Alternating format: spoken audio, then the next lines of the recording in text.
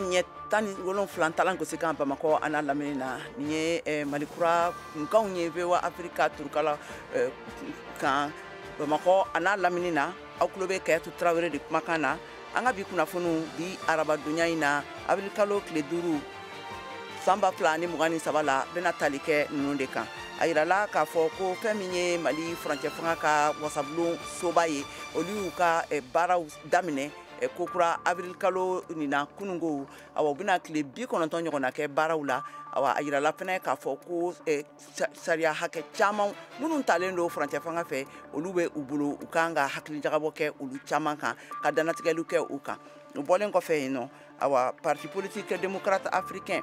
PSDA o ɲɛmɔgɔ o tun welelen don bɔgɔ jeninen kan bi sɔgɔmada in na awa k'a ye dalakan dɔw tigɛ fɛn min ye ka ɲɛsin furancɛ fanga ɲɛma dɔw ma awa ko a ka jamana a ka parti kulu o kun kan ka wuli ka bɔ yen nɔ ka a senbɔ baaraw la ninnu de bɛna fara an ka kunnafoni dilaw laselikɛlaw ka kunnafoni tɔmɔlenw kan dunuya kɔnɔna la ani Mali yɛrɛ jamana kɔnɔna la ka tɛntɛn aw ye sisan an ka jɛmukan kɔnɔna la an ka ɲanzan lamɛn ka segin ka na kɔ ka ɲanzan.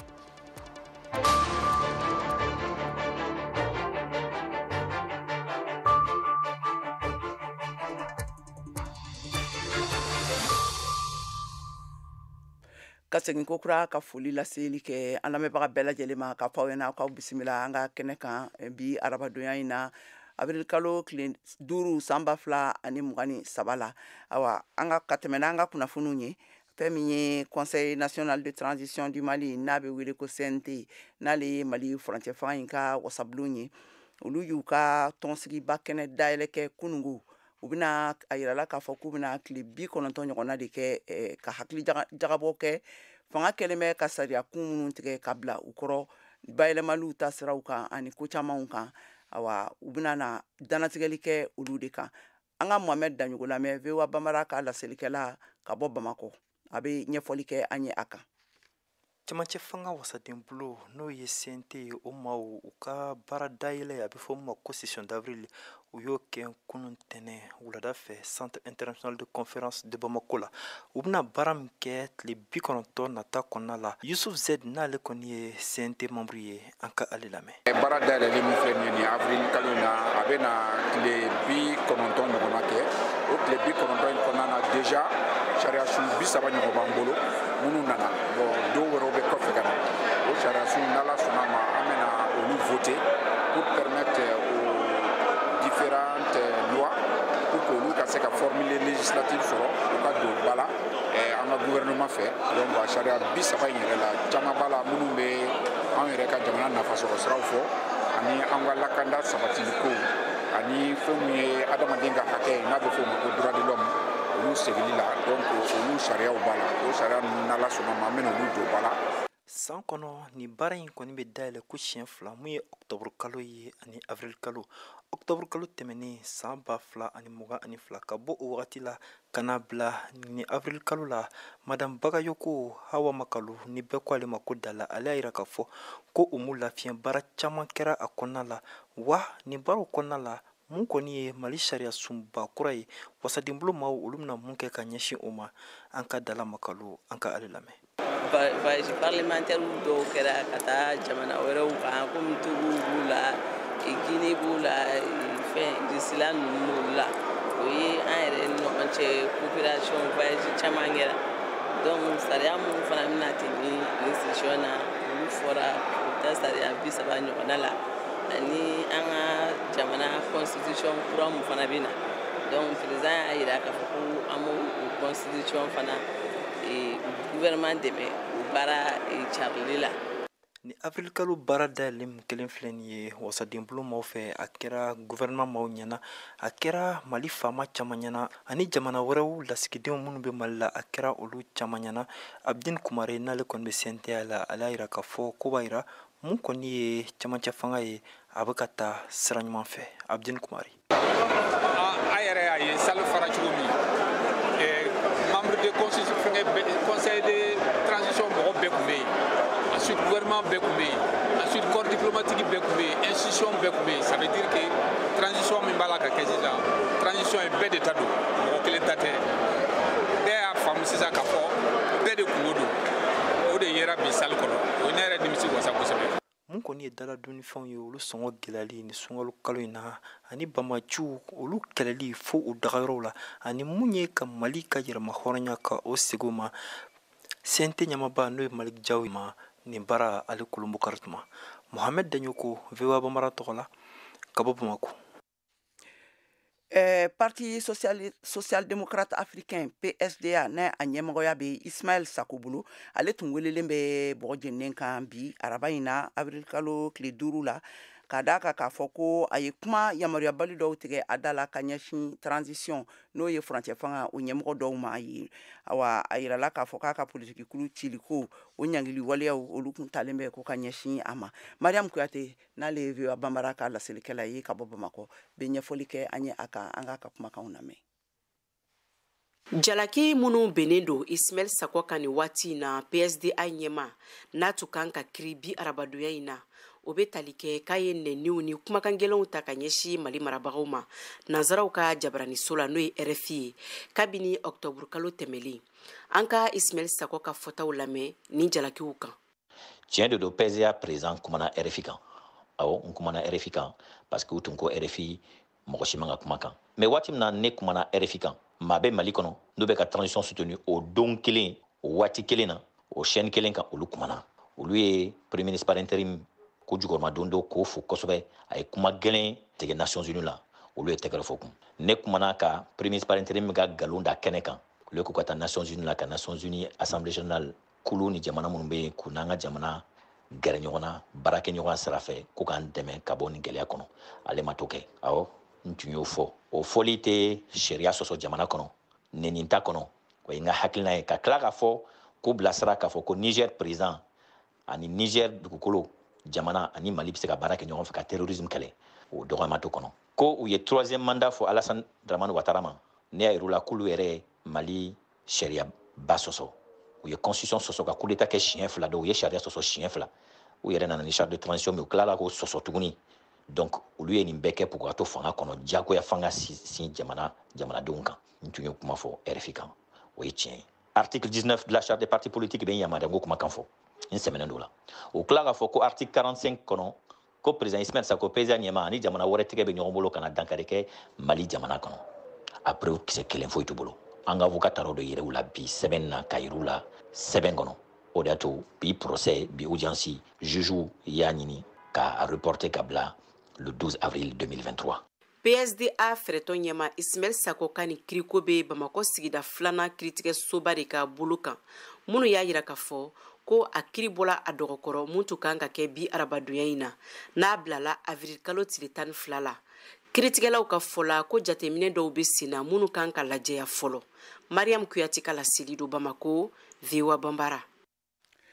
A yirala k'a fɔ ko muso jɛkulu 40 ɲɔgɔnna olu ye safunɛ dilan kalan o sɔrɔ Koro mara la awa k'a kun cɛra ni safunɛ dilan minɛnw diliw ye u ma Tijani Wedrago n'ale ye VOA Bambara ka laselikɛla ye ka bɔ Baɲangara sigilen bɛ Koro sigida ninnu na bɛ ɲɛfɔli kɛ an ye a kan an ka kumakanw lamɛn. walasa ka dɛmɛ don musolakaw la Koro mara la hakaja Mali camancɛ yanfan na u ka se ka bolomadayɔrɔ sɔrɔ kɛlɛ in kɔfɛ association min n'an b'a wele ko Asfiya ale kɔni kɛn bɛ ka musotɔn 40 bɔɲɔgɔnko ka olu former safunɛ dilan na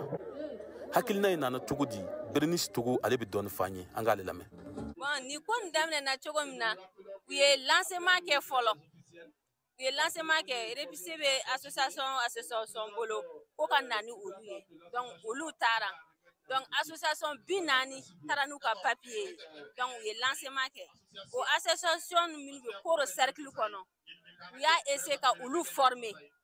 safunɛ dilan cogo la Kulikoro bɛ dilan cogo min na Kabakurunin bɛ dilan cogo min na u y'an dege o formation na bi an nana ɲɛ bɛ minɛn ninnu na u bɛ fɛ ka nin minɛn ninnu u y'a di an ma k'an ka t'o fara an bolo kan. Bɛɛ lajɛlen tun b'a dɔn k'a fɔ ko kɛlɛ in kɛra sababu ye ka musolakaw olu kɛ bolo kɔfɛmaa ye Mali camancɛ yanfan na ani ka u bila deli banbali la i n'a fɔ Madina Gindo ale b'a ɲɛf'an ye cogo min na. I y'a jateminɛ muso déplacé minnu bɛ Koro yan nɔ u caman bɛ yaala de ka balo ɲini gɛlɛya y'a sababu ye mais ni minɛn min sɔrɔlen filɛ nin ni baarakɛ minɛn min dilen filɛ o ma o bɛ kɛ sababu ye o bɛ bolomadayɔrɔ sɔrɔ o la.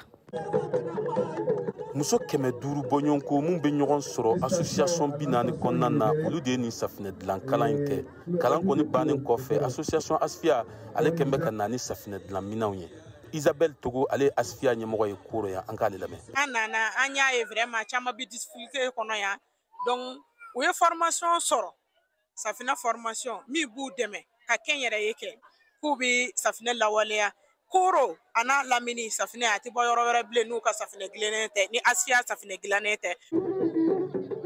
Muso caman ka fɔla u y'a yira k'a fɔ ko nin ko in kɔni na kɛ sababu ye safinɛ san o na ban koro mara kɔnɔna na ka fara u kan u ka laɲini de u ka wulikajɔw kɛ walasa u bɛ se ka taa u ka safinɛ feere hakaja jamana kɔ kan i n'a fɔ Isaka Somboro ale maire ka dangan ye ale y'a laɲini cogo min na an k'ale lamɛn. An b'a laɲini minnu kɔni garijɛgɛ kɛra nin minɛn ye u k'a minɛ ka ɲɛ wa u ka safinɛ dilan hakaja safinɛ a bɛ se ka bɔ koro ka taa feere yɔrɔ wɛrɛ cogo min na baw a laɲini kun de ye o ye baw ni muso kɔni n'ale ye se sɔrɔ du o bɛ se sɔrɔ kin o bɛ se sɔrɔ wa dugu bɛ se sɔrɔ a bɛ kɛ sababu ye jamana o bɛ taa ɲɛ denmisɛnninya o bɛ se ka yiriwa cogo min na. Tijani Wedraogo VO Bambara tɔgɔ la ka bɔ Koro. Ayiwa sisan an ka Mariam Tarawele lamɛn a ka grain kɔnɔna la.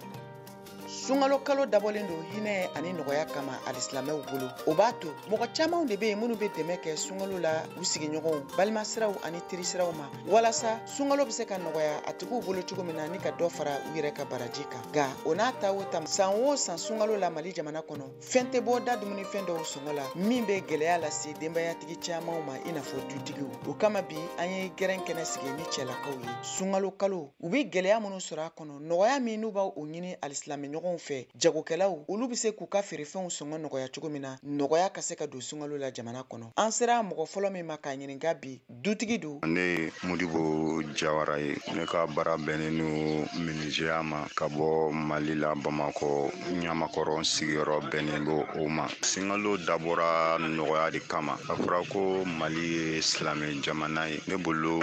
commerçants kan ka taa fɛn ta kana a da nɔgɔya jamana kɔnɔdenw ma pour que sun bɛ se ka don nɔgɔya la ka tigɛ nɔgɔya la musaka bɛ se ka nɔgɔya cogoya min na mais commerçants bɛ taa ta kana bila de donc sunkalo la sisan ka gɛlɛya k'a feere o tɛ baara ɲuman ye fantan ka ca ni faama ye donc fɛnw kan ka nɔgɔya hukumu kɔnɔna la sinon ni a y'a ta nɔgɔya la a y'a feere nɔgɔya la ka bɔ a bolo mais ka taa mɔgɔ kelen ka tɔni biiri ka garder k'a bila ko yaasa ni gɛlɛya nana k'a feere ne kɔni fɛ o tɛ ɲuman ye sunkalo kɔni kɔnɔna na kɔni an kan ka nɔgɔyaw kɛ ɲɔgɔn ye faamaw ka ɲinɛ fantanw na. Gawusu Tarawele ko k'ale ye bolola baarakɛla ye a fɛnɛ da sera sunkalo gɛlɛya dɔw ma min degun binnen don denbayatigi caman kan bi. Ne ye Tarawele Gawusu ye bolola baarakɛla ye ne menuisier i sigilen bɛ Bamakɔ Sirakɔrɔ cité bon ne kɔni ye gɛlɛya min sunkalo kɔnɔ vraiment sunkalo y'a sɔrɔ gɛlɛya bɛ yen mais ɲɛmɔgɔ ni waritigiw ka jate ta anw fantanw kan quoi tɛ hinɛ k'an ye quoi voilà so normalement cité jamana o jamana ye ni cité ka ca kɔnɔ normalement cité kan ka o se kɛ fantanw dɛmɛni la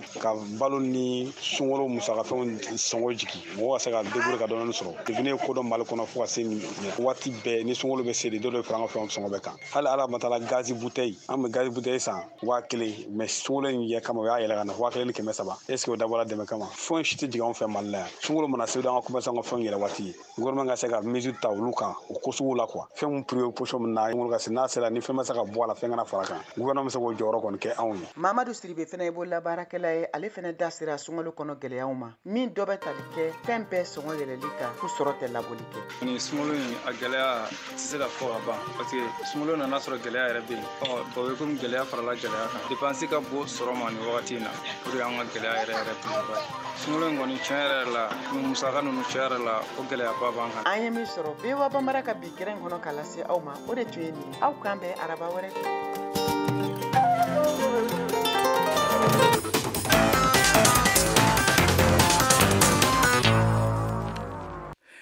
an ka duniya lamini kunnafoniw Togo jamana kuntigi Force Gnassingbé ale balimakɛ min minɛlen tun bɛ kaso la a ka sabu kɛ fangadafiri ko dɔw ye kabini san 2009 waati la bilala ka taa Gabon jamana kan awa a ka soronadonikɛla o y'a laseliw kɛ bi arabadon na awa Togo ani Gabon furuba fanga kɔni a yirala k'a fɔ k'olu ma laseli fosi kɛ u ma kunnafoni fosi di Kapcha Gnassingbé ni a si bɛ san 52 la kan Maître Zeus Ajavalon a ka soronadonikɛla ale kɔni ye a jira AFP kunnafoni dilaw la k'a fɔ ko Kapcha taara kabini mars kalo tile 23 la Gabon awa ko a bɛ furakɛli la Gabon lapitaniso dɔ kɔnɔna na Bani sirala polisi ye laseli kɛ bi araba la k'a fɔ k'a ye mɔgɔ 350 ɲɔgɔnna minɛ u ka dorokoli la ɲɔgɔnna wulukajɔ dɔ senfɛ Alcasa Misiri u kɔnɔna na Jérusalem Maroc jamana ye Bani sirala polisiw ka waliya nin kɔn kosɛbɛ Maroc jamana ye waliya ye a yira k'a fɔ ko ni waliya nin ye binkani de ye silamɛ kuluw kan sungaloba nin kɔnɔna na awa ko fɛn bɛnta tɛ Maroc ye tilala k'a fara kan k'a fɔ ko u kan kan ka u hakili to Al-Qod Jérusalem u ka batokɛyɔrɔ tarikuw la diina bɛɛ lajɛlen bɛɛ ye ɲɔgɔn sɔrɔ yɔrɔ minnu na bonya ani barika kɔnɔna na awa ni kunnafoni ninnu olu lasera Maroc kɔkan ko kotigiso olu ka kunnafoniso siraw fɛ Unity bagananga tay domo adama sosananga tay maneniti sopunanga doylo domo adama sosananga doylo Unity daga wara doylo yow ci li la yalla jox boli ko nango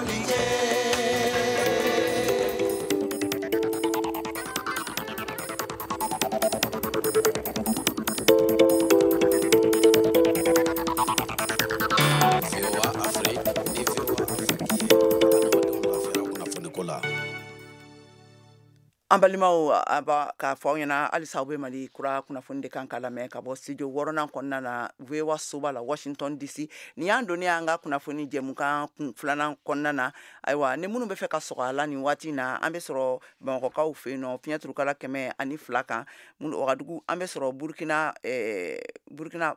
Faso paba kɔnɔ a bɛ se k'an ta fiɲɛ turukala 102 kan Abidjan Côte d'Ivoire a b'an ta fiɲɛ turukala 99 kan Gawokaw fɛ yen nɔ an bɛ sɔrɔ fiɲɛ turukala 106.1 kan Tumutu an bɛ sɔrɔ fiɲɛ turukala 93.3 kan Bayangarakaw fɛ an bɛ sɔrɔ radio Uruna kan fiɲɛ turukala 93.2 kan minnu fana bɛ fɛ ka sɔgɔ an na a bɛ se k'an sɔrɔ an ka bɔlɔlɔsiraw baw fɛ n'o ye www.voabambara.com walima an bɛ sɔrɔ an ka pagew kan directement na Facebook ani YouTube la ani Instagram kan ka tɛmɛ ni an ka kunnafoniw ye sigana kɔni donnen bɛ Donald Trump n'ale l'Amérique jamana kuntigi kɔrɔ ale ka cɛbɔya kura la san kura nata la san 2024 o waati la a ka ɲangili ninnu n'a ka jalaki ninnu kɔfɛ Modibo Danbele bɛ détail di an ma an ka lamɛn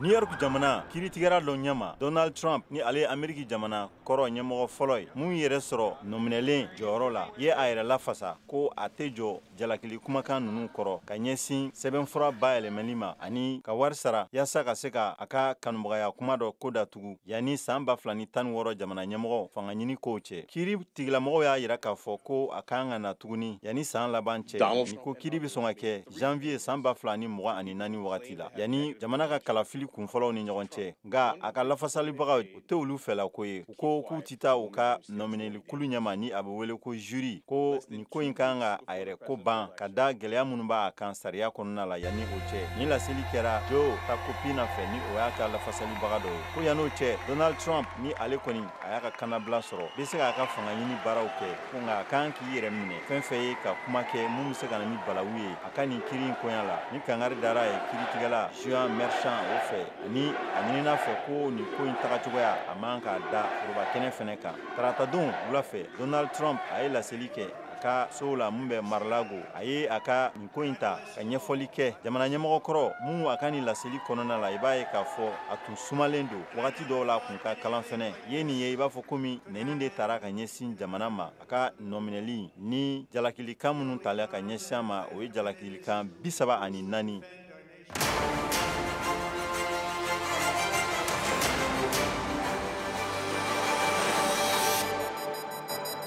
A y'aw ka kunnafoniyaw sɔrɔ don o don sɔgɔma VOA tabalen kan VOA Bambara ka tile kunnafoniya kun fɔlɔw sanga 30 kɔnɔna na o bɛ kɛ don o don tɛnɛn ka taa bila juma la sɔgɔmada nɛgɛ kaɲɛ 7 mana tɛmɛ ni sanga 30 ye wa segin bi k'a kan tuguni nɛgɛ kaɲɛ 9 waati ni VOA tabalen ye a y'aw ka tile kunnafoniya kun fɔlɔw sɔrɔ Mali ale ni diɲɛ bina kun kan VOA tabalen ka kunnafoniya kunkun n'a ɲɛɲɛ di aw ma n'an baaraɲɔgɔnw ka wulikajɔ ye Mali kɔnɔna na farafina ale ni diɲɛ fan 14 bɛɛ lajɛlen. An ka Moribo Dambele lamɛn a bɛna na fɛn min ye Ukraine jamana kɛlɛ o kunnafoni labanw laseliw kɛ an ye. Pologne jamana ɲɛmɔgɔ Andrzej Duda ye laseli kɛ arabadon ko Pologne labɛnnen don ka kɛlɛkɛ avion MiG-29 ko bɛɛ bila ka taga Ukraine donna nataw la ko a tun ye layidu ta k'a bɛ avion 14 ni olu dilanna Rusiw ka avion marki don k'a bɛ o bila ka taga ni laseli kɛra a ka kunnafoni di baro dɔ senfɛ ni Ukraine jamana ɲɛmɔgɔ Volodymyr Zelensky ni ale tun bɛ tagama la a ka jamana la. Duda ye a piripiri latigɛ ko nin tagali ninnu ko a tɛna se ka kɛ ko fo OTAN tɔn a ka yamaruya di ka d'a ka kɛlɛkɛ avion ninnu ko ni a bɛ Pologne bolo ko olu bayɛlɛmɛna yasa u bɛ se ka OTAN ka sariya olu labato. Nin bɛ kɛ wagati la wagati min na ni Ukraine kɛlɛ donna a san 2nan na cɛ ani muso caman de bɛ sala kɛlɛda la u ni Rusi jamana ka kɛlɛ senfɛ. Rusi jamana ɲɛmɔgɔ Vladimir Putin ye laseli kɛ arabadon Ameriki jamana ɲɛmɔgɔ ka lasigiden kura Lane Tracy ale dansetɔ la ko Washington de nɔ ye Ukraine kɛlɛko ye a kɛtɔla k'a ka danse batakiw k'olu minɛ janjo dɔ senfɛ mun kɛra Kremlin na a y'a fara kan ko Ameriki jamana ka kɛnɛma ko politiki ko o de nana ni Ukraine kɛlɛ ye. A ka taama daminɛ la Chine jamana kan yaasa ka kumaɲɔgɔnya kɛ ni Xi Jinping ye Faransi jamanakuntigi Emmanuel Macron ale y'a sɛbɛntiya k'a jira k'a fɔ arabadon in na bi k'a fɔ ko Chine bɛ se ka kɛ jamana ye min bɛ se ka bɛn ladilani sababu ye Ukraine ani Rusi ka kɛlɛ la. Modibo Dambele. Chine jamana ka da a ka tɛgɛdi ɲɔgɔnma kan ni Rusi jamana ye mun dangariyara ni tile laban in na ni Chine jamana ɲɛmɔgɔ ale ka tagama ye Moscou jɔyɔrɔ ka bon kosɛbɛ Ukraine kɛlɛ banni na Macron a ye nin laseli kɛ. Chine ni ale ye kɛlɛban fɛrɛ dɔ da yira ni laseli kɛra Faransi jamana ɲɛmɔgɔ Emmanuel Macron ani a ka jamanaden minnu sigilen bɛ Chine jamana na u ka kuma falen-falen dɔ senfɛ. Faransi jamana ɲɛmɔgɔ ye yɛrɛ sama ka bɔ kariɲɔgɔnali fɛrɛ minnu talen don ni États-Unis jamana fɛ ka ɲɛsin u fadema ma ni o Chine jamana ye. Macron ka nin tagama senfɛ Chine jamana la n'a bɛ Faransi kɛnyɛrɛye baarakɛyɔrɔ mɔgɔ 50 bɔ ni Airbus o b'a la EDF ani Veolia. Macron y'a yira k'a fɔ ko Faransi ani farajɛ jamanaw ka keleya tɔnba u man ka u fara ka bɔ Chine jamana la sɔrɔ fanfɛla la ko u kan ka a ko lajɛ ni fɛrɛ ye u kan ka sira ta sira min ye tiɲɛ ani siniɲɛsigi bɛ ko mun na. Kunnafonidila dɔw kɛlen k'a ɲininka a ka jaabili la Macron y'a yira k'a fɔ ko mɔgɔ fɛn fɛn bɛ kojugukɛla dɛmɛ a ka kojugu la o fɛnɛ o kojugu waleyabaga ye duniya sariyaw olu ka hukumu kɔnɔna la ko wa nin da man di Chine na ni a tagara o sira kan a ka kuma la. Emmanuel Macron a kumana ni Ameriki jamana ɲɛmɔgɔ ye Joe Biden a y'a yira k'a fɔ k'u bɛ hakilila ye kelen ye ka Chine jamana ka kuma n'a ye yasa ni kɛlɛ in bɛ se ka ban cogo min na Ukraine. Faransi famayaso ale ka laseli la Faransi ka ciden minnu bɛ Chine jamana la ye lawudi ta k'u bɛna adamadenya sira hakɛw dankarili kuma lawuli kɛrɛnkɛrɛnla mun bɛ u ka Xinjiang ni a yirala k'a fɔ ko dankarili talen don ka ɲɛsin Ugur silamɛw ma. Aw de bɛ kunnafoni mɔlen sɛnsɛnlen di anw ma bamanankan na. VOA Afrique filɛ nin ye 102 fiɲɛ sira kan Bamako Mali la. A yirala k'a fɔ ko gɛlɛyaba de bɛ Mali théâtre siraw kan ka da yɔrɔ ntanya ani kumaw kɛcogoyaw ni fɛn caman kan o de kama u ka théâtre kalanden dɔw minnu bɔra olu ye fɛɛrɛ kɛnɛ basigi o fɛɛrɛ kɛnɛ o lawaleyali o bɛ sen na. Mokhtar Bari n'ale ye VOA Bambara ale ka kunnafoni sɛnsɛnla ka bɔ Bamakɔ bɛ ɲɛfɔli kɛ an ye a kan an ka lamɛn. San o san marisi kalo la ɲɔgɔlɔn bɛ ɲanamaya o tile n'o tɔgɔ dalen don ko Allo Théâtre. Levi Togo ale y'i jɛkulu ɲama ye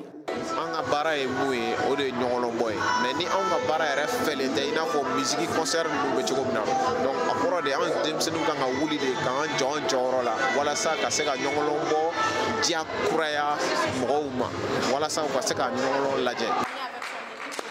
Astan Tangara ka fɔ la ni hakilina bɛ kɛ sababu ye ka ɲɔgɔnlɔn cari Mali fan bɛɛ fɛ kɛrɛnkɛrɛnyala sifin cɛla.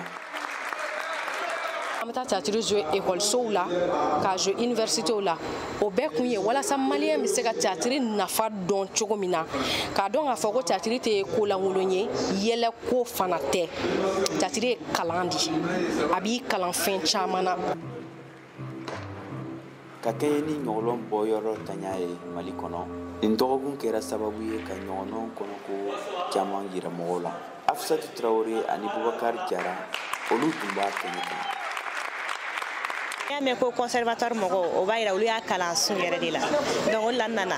et ma deux soirs fana depuis a daminɛ à chaque soir donc ɲɛ bɛ prestation kura la. Organisation in kɛcogo a kɛcogo ne diya ɲana kojugu ne yɛrɛ y'a ɲini u fɛ n k'u kana danni ma ka continuer halisa k'a kɛ ka édition wɛrɛ labɛn quoi. Dɔgɔkun kelen kɔnɔ ɲɔgɔnlɔnbɔlaw o ye mɔgɔ ɲɛnajɛ Acropole Université de Bamako la conservatoire Balafaseki Kuyate la ale ni ɲɔgɔnlɔnbɔ yɔrɔ min bɛ wele ko Acte 7. Mokhtar Bari VOA Bambara tɔgɔ la ka bɔ Bamako. Farikolola de kunnafoni Siaka Traoré bolo.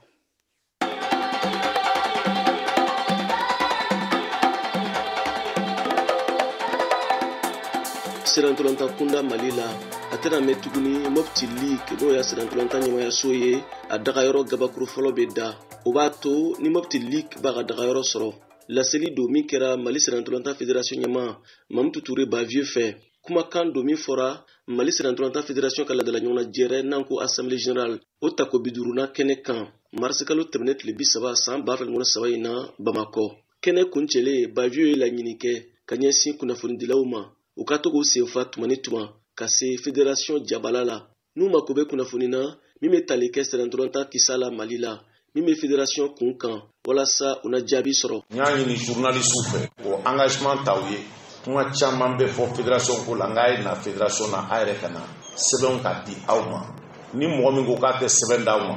a ye na président fɛ n m'a fɔ ka sɛbɛnw labɔ k'u t'u bila réseaux sociaux ni fɛnw kan FIFA bɛ wari min ci fédération na CAF bɛ wari min ci fédération na subvention bɛ wari min se fédération na maa o ma ni mago bɛ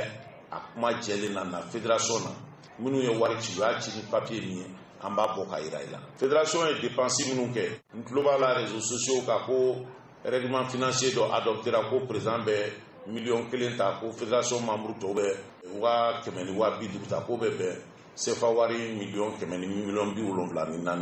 an fɔra minnu kɔ olu tun bɛ wari min ta a ye na fédération na an b'o sɛbɛn aw la ni dɔrɔmɛ 1 farala kan fɛn dɔw bɛ yen mɔgɔw kana ɲɔgɔn lanɔgɔ ka s'o ma ne ka dayɛlɛnnen don aw bɛɛ ye maa o maa ni mago bɛ kunnafoni fɛn fɛn la Mali balontan ko la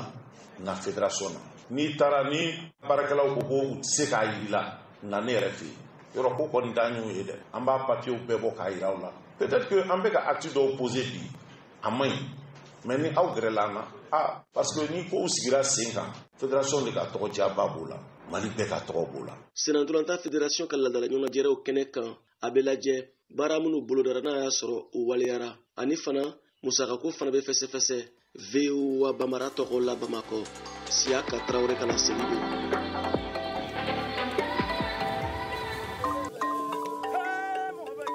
Ni y'an ka kunnafoni kuncɛlan ye jɛmukan ninnu a farala ɲɔgɔn kan chaque tiro fɛ laseliw kɛra ne yɛrɛ Kiyatu Traoré fɛ an bɛ laɲini kɛ aw bɛɛ lajɛlen fɛ a k'aw sɔgɔlen to VOA ka kunnafoni siraw la télévision ani radio fɛ ni tun ye Kiyatu Traoré kumakan ye Mali kura kɛnɛ kan a k'an bɛn waati wɛrɛ. Ka VOA Bambara wele ka daminɛ États-Unis Modibo daminɛ ko di Ala mɔgɔ kelen fɛ i mana bɔ États-Unis ko di Ala mɔgɔ kelen fɛ dɔnkili laminɛ mɔgɔ ka ɲɔgɔn la mɔgɔ kelen ma sabu man dɔgɔ Mariamu k'i wele États-Unis i barika k'i mana nin yɔrɔ mɛn ten k'i n'a minnu fɔ n kɔni fɔ Musa ye